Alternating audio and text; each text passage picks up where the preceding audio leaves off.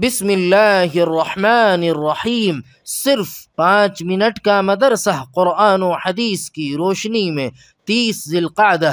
Number 1، اسلامی تاریخ۔ حضرت امام احمد بن حنبل رحمۃ اللہ علیہ کا کارنامہ۔ امام احمد بن حنبل رحمۃ اللہ علیہ حدیث میں اپنے وقت کے امام تھے۔ انہی کے زمانے میں معتزلہ نامی فرقہ نے ایک بڑا فتنہ خلق قرآن کا مسئلہ کھڑا کیا۔ اس فرقے کا عقیدہ تھا کہ قرآن پاک مخلوق ہے، چنانچہ اس نے اپنے اس عقیدے سے خلیفہ وقت مامون، معتصم اور واسق کو بھی متاثر کر رکھا تھا۔ امام احمد بن حنبل رحمۃ اللہ علیہ اس وقت فتنے سے باخبر تھے، لہذا انہوں نے سخت مخالفت کی اور فرمایا کہ قرآن پاک غیر مخلوق یعنی اللہ کا کلام ہے۔ اس فتوے کی وجہ سے بادشاہ وقت نے آپ کے پیر میں بیڑیاں ڈال دیں اور کوڑے اتنے لگائے کہ جسم چھلنی ہو گیا۔ اس کے باوجود حق بات سے پیچھے نہ ہٹے، چنانچہ آپ کے جرأت و ہمت اور حق پر رہنے کی وجہ سے فرقہ معتزلہ کا نام و نشان مٹ گیا۔ اس طرح اللہ تعالی نے امت کو ایک بڑے فتنے سے نجات دی۔ آپ کی وفات 77 سال کی عمر میں جمعہ کے دن 12 ربیع الاول سن 241 ہجری میں ہوئی۔ نمبر 2، حضور صلی اللہ علیہ وسلم کا معجزہ، کھانے میں برکت۔ حضرت عبد الرحمن بن ابی بکر رضی اللہ تعالی عنہ فرماتے ہیں، ہم 130 آدمی نبی کریم صلی اللہ علیہ وسلم کے ساتھ ایک سفر میں تھے۔ 3.5 سیر آٹے کی روٹی پکائی گئی اور بکری ذبح کر کے اس کی کلیجی بھونی گئی۔ کلیجی میں اتنی برکت ہوئی کہ ہم میں سے ہر ایک کو اس کی بوٹی پہنچی، اور بکری کا گوشت 2 بڑے پیالے میں بھر دیا گیا۔ ہم لوگوں نے خوب پیٹ بھر کر کھایا، اس کے بعد بھی کھانا بچ گیا۔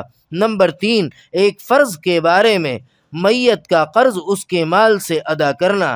حضرت علی رضی اللہ تعالی عنہ فرماتے ہیں کہ رسول اللہ صلی اللہ علیہ وسلم نے قرض کو وصیت سے پہلے ادا کروایا، حالانکہ تم لوگ قرآن پاک میں وصیت کا تذکرہ قرض سے پہلے پڑھتے ہو۔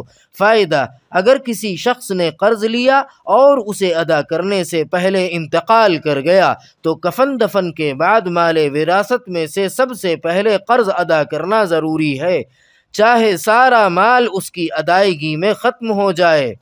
نمبر 4، ایک سنت کے بارے میں، رنج و غم کے وقت یہ دعا پڑھیں، اللہم لا سہل الا ما جعلتہ سہلا وانت تجعل الحزن سہلا اذا شئت۔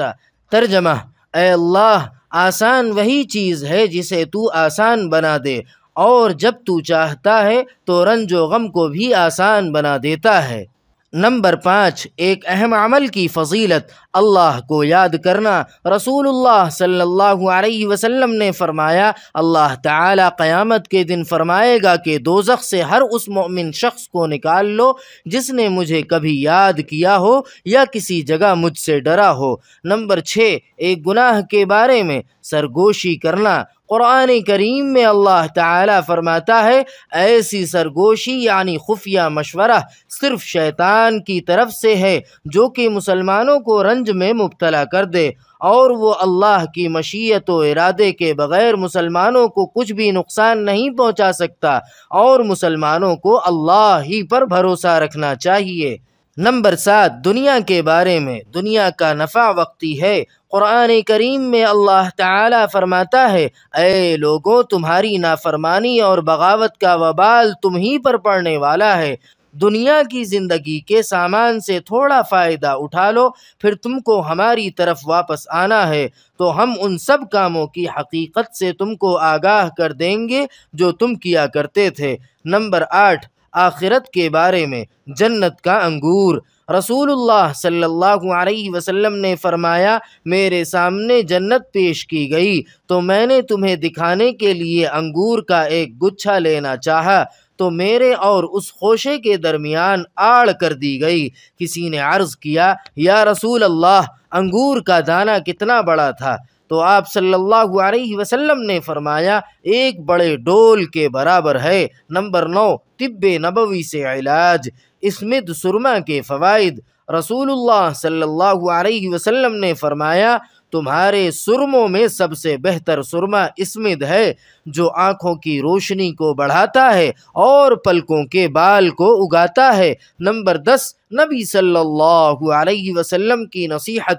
رسول اللہ صلی اللہ علیہ وسلم نے 7 چیزوں کا حکم دیا اور وہ یہ ہیں: 1، مریض کی عیادت کرنا، 2، جنازے کے پیچھے جانا، 3، چھینکنے والے کو یرحمک اللہ یعنی اس کی چھینک کا جواب دینا، 4، کمزور کی اعانت کرنا، 5، مظلوم کی مدد کرنا، 6، سلام کو پھیلانا، 7، قسم کو پورا کرنا۔